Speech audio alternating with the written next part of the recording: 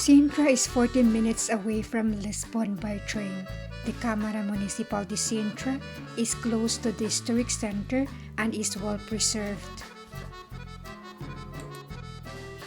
The cultural landscape of Sintra in the 19th century became the first center of European Romantic architecture.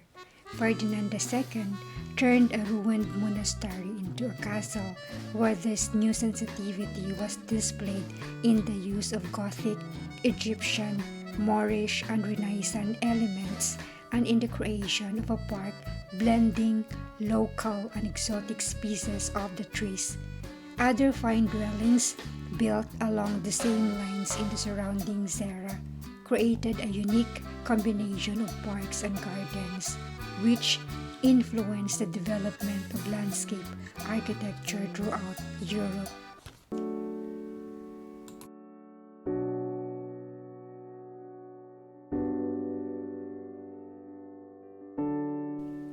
Set in a former water mill, this small museum displays works by the father and son duo of Anjos Teixeira, two of Portugal's greatest sculptors.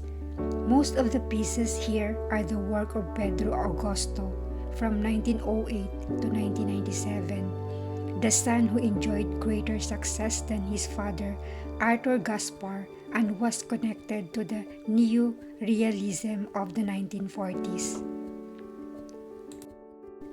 Some of his best works are on display, from sensual Ruden-like works of a feminine beauty to grand pastoral sculptures that capture the hardships of life in the countryside.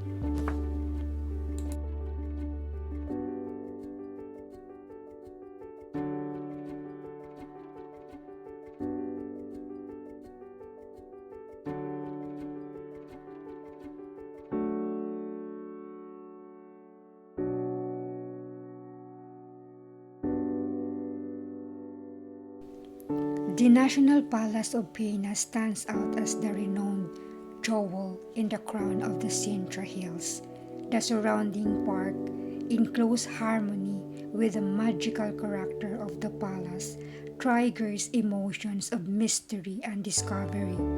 In its nooks and corners, our gaze gets lost amongst its charms.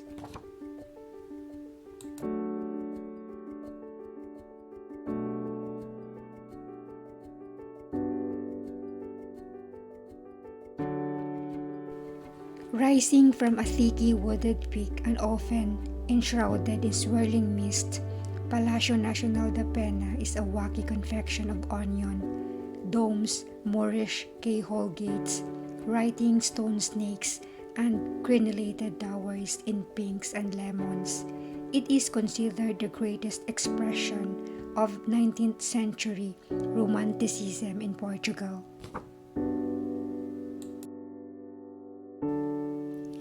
Pena Palace is a UNESCO World Heritage Site and one of the 7 wonders of the world.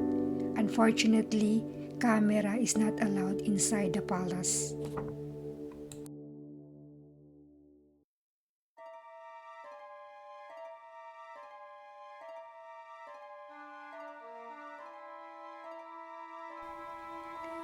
As if having stepped out of a fairy tale, this has been the place of dreams for all the generations who passed here and gazed upon its magnificence.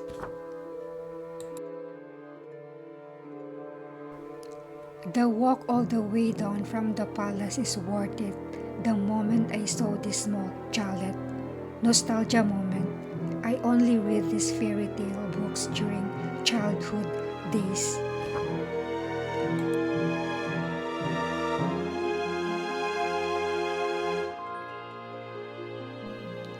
My imagination is wandering in Wonderland. The moment Snow White ran away from the castle and ended up in the woods, met some animal friends and the 7 dwarfs. I woke up and faced the reality. I'm not the Snow White. Literally, they adapted the story in these settings.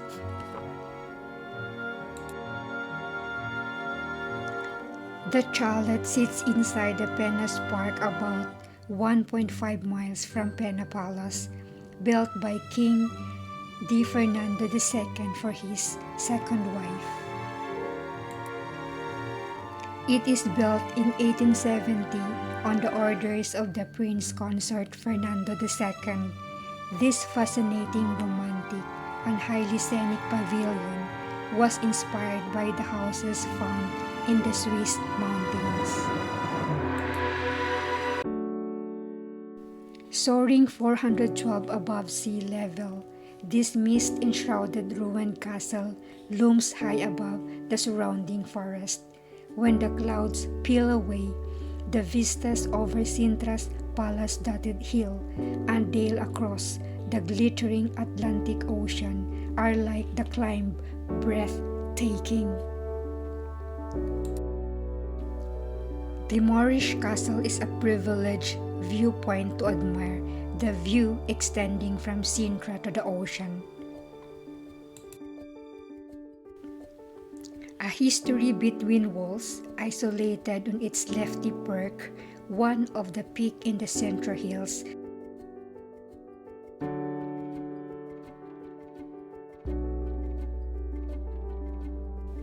At the center of a lush 30-hectare park, a manicured lawn sweeps up to this whimsical, Moorish, Gothic Indian palatial, the 19th century romantic folly of English millionaire Sir Francis Cook.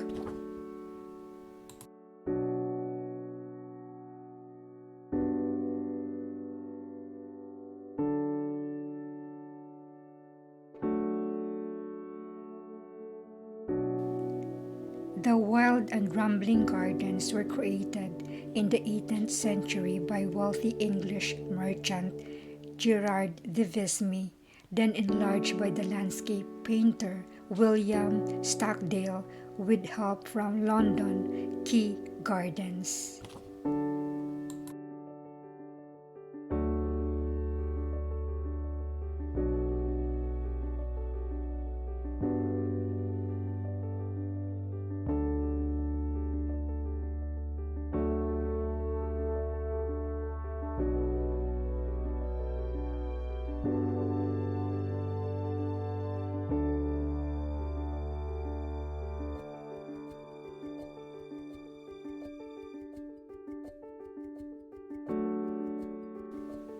Its wooded hillsides bristle with exotic foliage from Chinese weeping cypress to dragon trees and Himalayan rhododendrons.